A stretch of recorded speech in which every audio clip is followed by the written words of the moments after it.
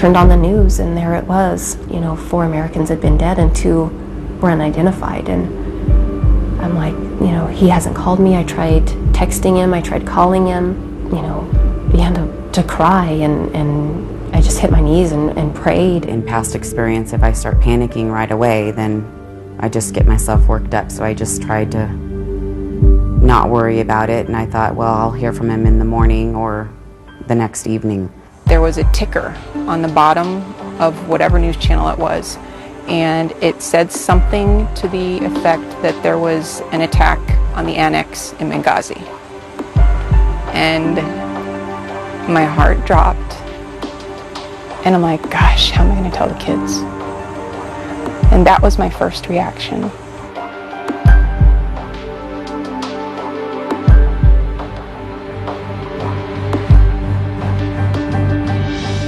Let me take you to when the bigger convoy arrives. Yeah. They finally get there. It's like 50 cars. Yeah. There's technicals, which are the big mounted machine guns. It was a mean convoy. Remember the first vehicle coming in, I had my gun on him. I had eyes on, right at his head. And I just reached my hand off with my offhand. And I went like this, and he reached out the car and did a big smile. And one thing that we've learned on these jobs is you have to know how to read people. But is there a part of you guys that looked at that convoy and said, where was that? Yeah. Where was that before? Yes, I did. I'm like, where the hell were these guys? Where were they? Hours ago. Exactly. You get everybody mounted up.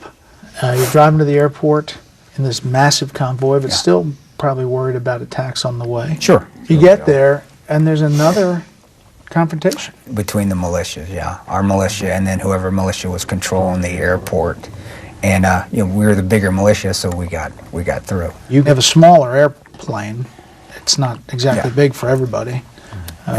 Load you guys up, or you walk on. They started to pull me off, and I'm like, I walked into Benghazi. I'm going to walk out of here, and I get up, slide to the edge, and stand up. There's still blood dripping down my arm, and because it was a private jet, there was a flight attendant, and her eyes just get as big as saucer plates, and she's laying towels down because she's worried about her boss's airplane getting messed up.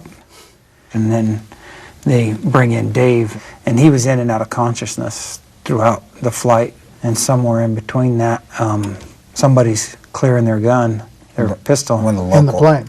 In the plane, and a round goes off. And the pilot he wasn't going to take off till they could confirm that whether or not the fuselage had been breached. But they figured it out. It had lodged against one of the seat posts and didn't penetrate anything. Dave Ubben, he was bleeding out. If there was another delay, he probably wouldn't have made it, because he was down to about as much blood as a person could lose before they die. You're taking off in the plane. The rest of you guys are going to wait for the next plane. Yes. With the bodies, and then eventually the body of Ambassador Stevens. Yes. I didn't answer it on the first ring.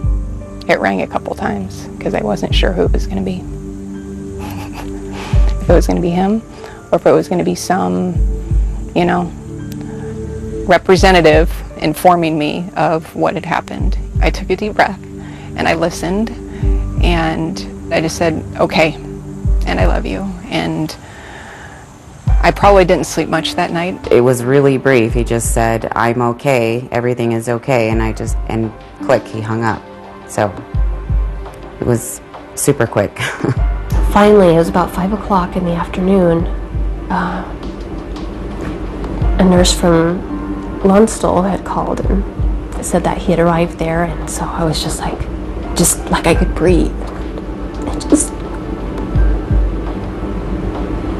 just thank God. Would you do it all over again? Yes. Definitely. I'd be there. That's just the way we are. We run to it. We're not running away from it. How often do you get back to this 13 hours? Do you think about it a lot? Every day you think about it. There ain't a day that you don't.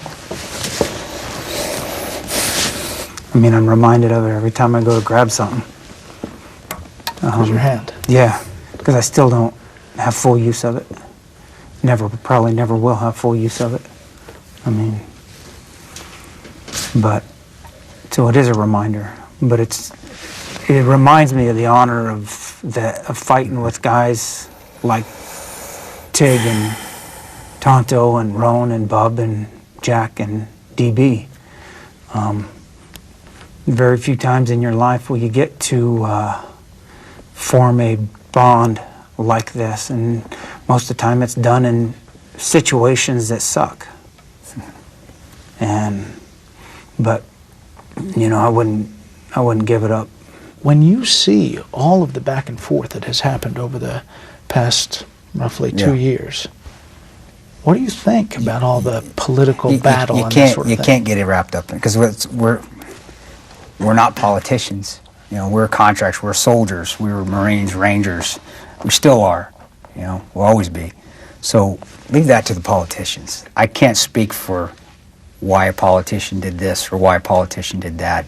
All I can speak for is what we went through that night and what happened. If I gave you that 30 minutes back and I gave you some air power, would Ambassador Stevens and Sean Smith be alive today? Yes, to me, if without the delay, they would still be alive. My gut is yes. You in on that? I'd strongly believe if we'd have left immediately, they'd still be alive today. I think there's a lot of things could have been different. I mean, air power, if we had some air support, if they'd have sent somebody in. The Spectre, in my opinion, can see heat signatures, and you know, they would be able to see the mortar team. They would be able to see the mortar team setting up. Which means that Roan and Bub would be alive. Would it have improved our chances? Oh, heck yeah.